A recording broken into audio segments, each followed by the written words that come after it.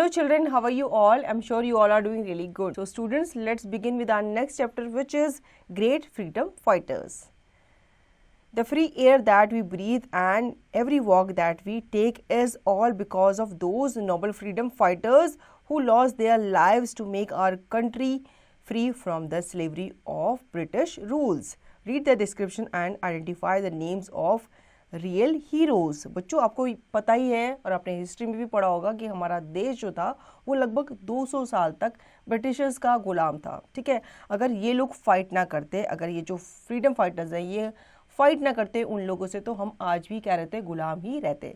तो हमें इनका थैंकफुल होना चाहिए क्योंकि इन्हें हमें क्या दिलाई, आज़ादी दिलाई।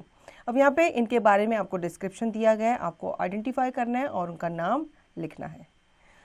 First, rightly given the title of the father of the nation is one of the most iconic man that ever took birth and still continue to live in the lessons of passive resistance and non-violence that he selflessly gave to the world। बच्चों, clue पढ़ के तो आप समझ ही गए होंगे क्योंकि हम एक ही इंसान को फादर ऑफ द नेशन कहते हैं। किसे कहते हैं? वो है महात्मा गांधी।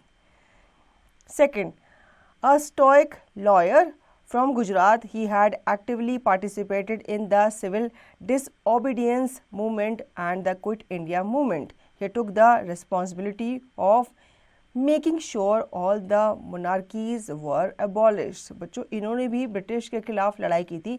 काफ़ी सारे मूवमेंट थे, जैसे कि डिसओबीडियंस मूवमेंट था, क्विट इंडिया मूवमेंट था, उनमें इन्होंने क्या किया था, पार्टिसिपेट किया था। इनका नाम है बच्चों सरदार वल्लभ भाई पटेल।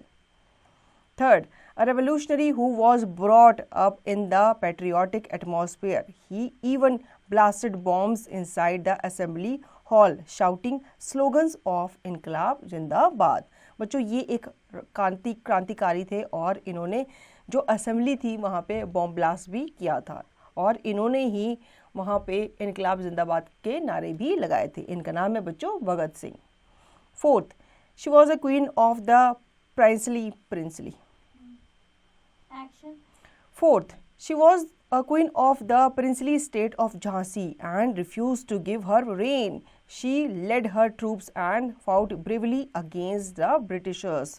बच्चों, इन्होंने क्या किया था, ब्रिटिशर्स को अपना जो राज्य था, अपना जो साम्राज्य था वो देने से मना कर दिया था और ब्रिटिशर्स के खिलाफ इन्होंने लड़ाई भी की थी और एक महिला होते हुए ये काफ़ी हिम्मत से लड़ी थी। इनका नाम था Rani Lakshmibai.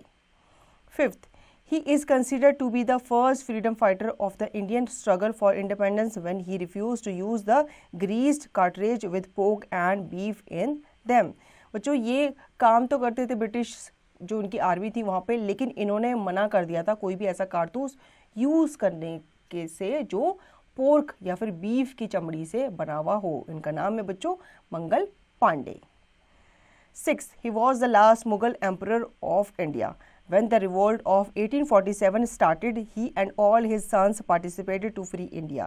He led his army for the Sepoy mutiny against the East India Company।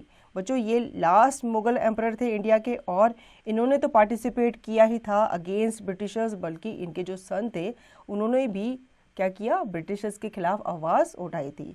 इनका नाम था बच्चों Bahadur Shah Zafar.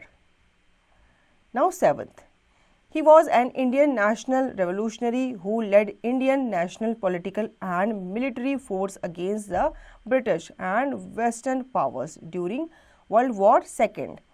His famous motto was "Give me blood and I will give you freedom"। अब बच्चों, ये स्लोगन किसने बोला था? ये बोला गया था सुभाष चंद्र बोस के द्वारा।